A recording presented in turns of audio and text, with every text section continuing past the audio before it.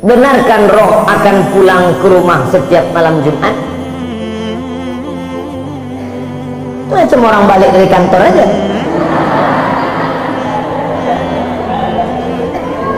Roh itu tempatnya 3. Buka judul kitabnya Roh. Nama penulisnya Ibnu Qayyim Al-Jauziyah.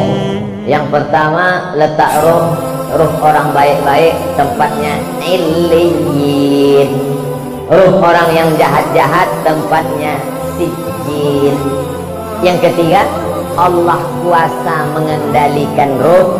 Roh bisa balik, roh bisa masuk ke kubur, roh bisa merasakan azab kubur, roh bisa menengok orang ziarah.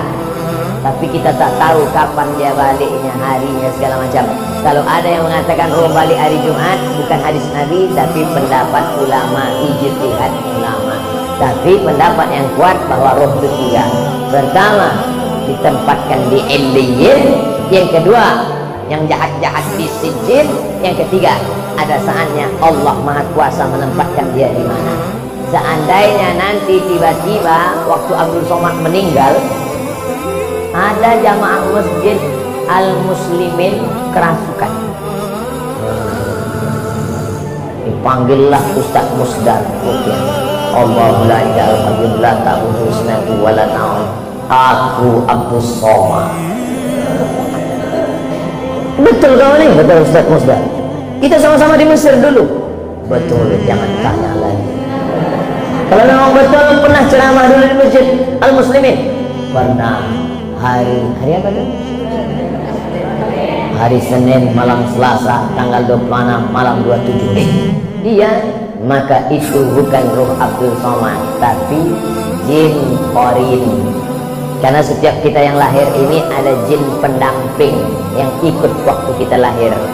Jin saya ikut nih, maka ketika saya mati dia tak mati, dia hidup. Dia tahu kemana jadwal-jadwal saya, bisa ditirunya suara saya. Kalau memang betul kau Ustaz Somad, coba ceramah. Assalamualaikum. Dia bukan, itu bukan roh, karena roh tak bisa dipanggil. Kalau bisalah roh dipanggil, maka bisalah dipanggil roh Nabi Muhammad SAW untuk ditanya mana hadis sahih, mana hadis dhaif, mana hadis palsu. Oleh sebab itu maka jangan mudah dengan nanti datang penipu-penipu yang mengaku bisa memanggil roh si fulan.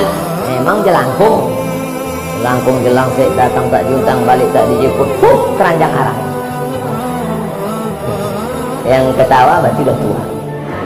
Anak-anak sekarang mana dia tahu? Dulu kan zaman podcast. Tahu juga Ustaz dulu. Enggak, saya tak pernah manggil. Pak Ustaz yang kami cintai, so sweet. Saya punya teman seorang peruqyah. Peruqyah itu artinya ustaz yang bisa ruqyah. Jangan ke dukun. Kalau ini diganggu jin, diganggu setan, jangan ke dukun, tapi pergi ke ustaz ruqyah. Kalau untuk Medan Sumatera Utara namanya Ustadz Musdar Bustaman LC, penulis buku ensiklopedia ruqyah. Cari di internet Musdar Bustaman LC. Kakak kelas saya waktu di Mesir dulu, jenggotnya segini.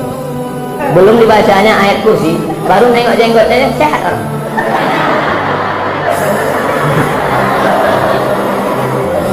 Tak percaya, coba jumpain. Tapi saya menengok dia jarang sholat, berarti dukun. Apalagi sholat berjamaah. Apakah setiap bacaan yang dibacanya mendapat keberkahan Pak Ustaz? Maka casingnya ruqyah, tapi isinya berkawan dengan jin. Idza ra'aitar rajul, ini kata ulama tasawuf. Idza ra'aitar rajul, kalau kau tengok ada orang yatiru fil hawa, bisa terbang di atas awan, yamsi 'alal ma', berjalan di atas air, terbang di atas awan, berjalan di atas air, jangan kau sangka dia wali Allah, tapi tengok bagaimana dia melaksanakan perintah Allah. Tak sholat, wali setan. Sholat sikit, wali murid.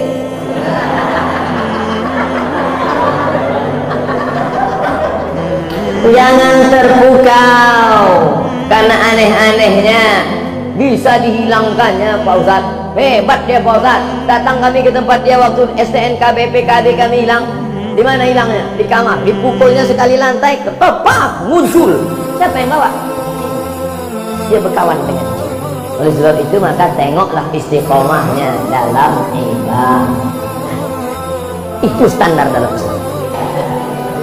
Saya ingin tanya Pak Ustaz, dana infak di masjid boleh tak kita pakai untuk menyantuni anak yatim? Dana infak masjid diserahkan untuk santunan anak yatim. Dibuat di situ infak masjid. Orang yang memberi infak ke masjid itu niatnya adalah untuk operasional masjid. Semua yang terkait dengan masjid dialihkan kepada bukan lokasi alokasinya, maka itu temuan BPK.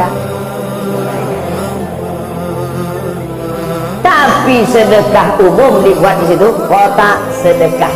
Tak ada dibuatnya sedekah masjid, umum saja.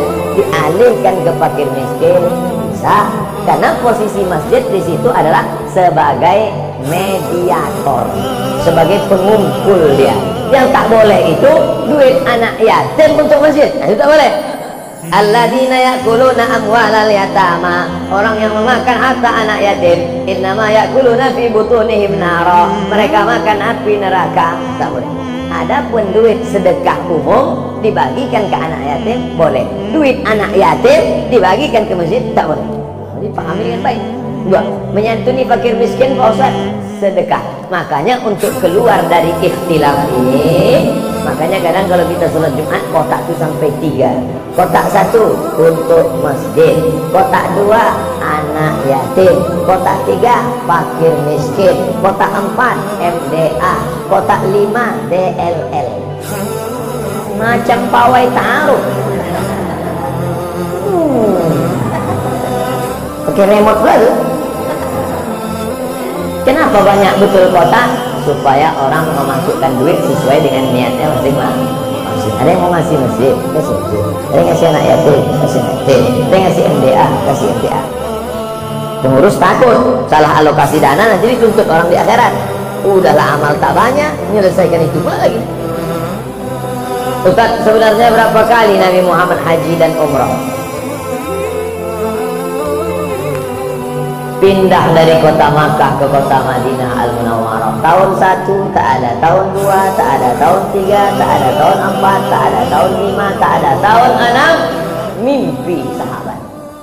Pas paginya, ya Rasulullah, ya malam tadi aku mimpi. Apa mimpimu? Malam tadi aku mimpi kita melihat Nabi bercerita, sahabat pun meyakini. Malam tadi aku mimpi melihat kita tawaf, sa'i dan tahallul. Berarti itu wahyu dari Allah Subhanahu wa taala. Maka kalau begitu mari kita ke Makkah.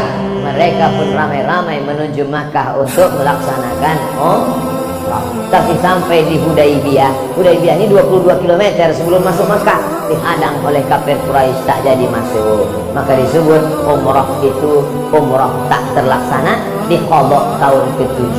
Maka Nabi umrah 4 kali. Tahun ke-6, tahun ke-7, tahun ke-8 pembebasan kota Makkah, tahun ke-10 saat melaksanakan haji wada.